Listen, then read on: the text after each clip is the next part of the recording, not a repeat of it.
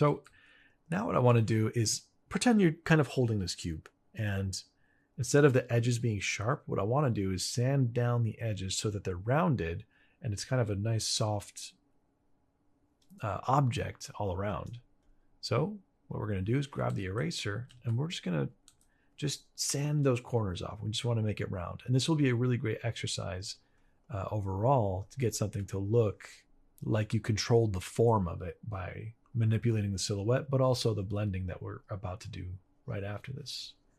So I'm just going to round off these corners on the silhouette.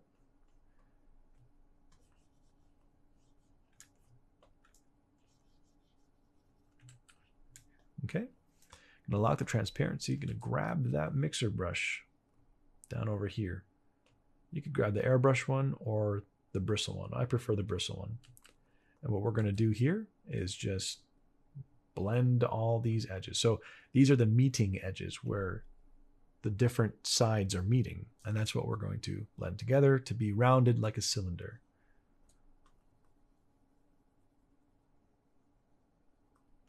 Now, ideally, I would get in there and have a selection between the different colors so that they don't overlap, but it's fine.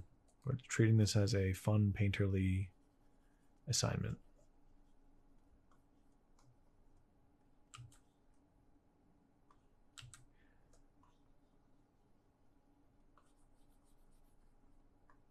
Okay, this corner is just going to be quite round, so just leave it as a blur like that.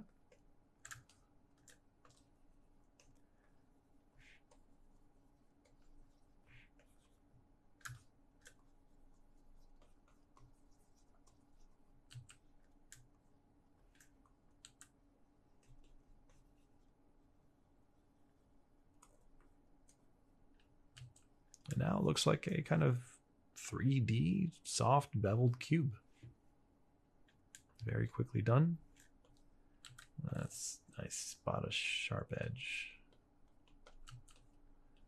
And so what this part of the assignment does for you is it gets you familiar with blending between different color families so that you'll find out if you go too far and mix the colors too much, it'll start to look gray and muddy, which you don't want. You want to make sure that the hue families stay separate. I'm going to grab the airbrush of the mixer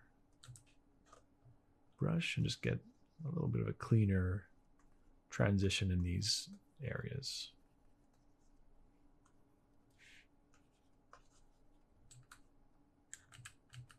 Right on. Same thing with this. It's like the color palette of the Riddler from Batman. From Batman.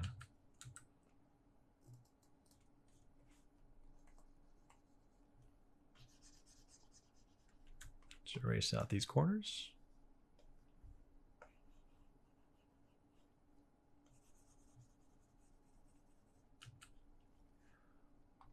You can almost leave it like that. It looks kind of charming, but we're going to render it. Let's grab that mixer brush. Let's see what it would look like if we just go straight in with the airbrush one. I feel like it gives me less control because it's so rounded. I think this one for now is good because it has a sharp edge to it in terms of when you blend it.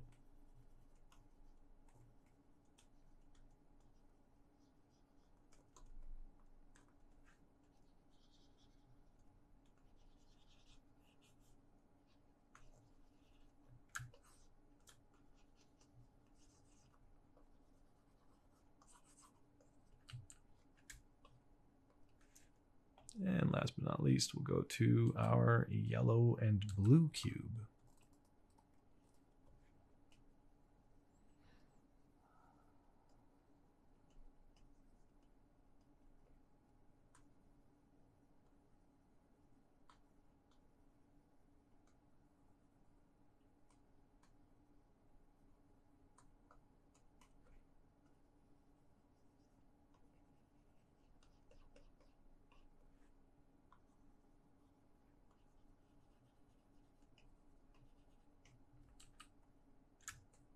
Okay.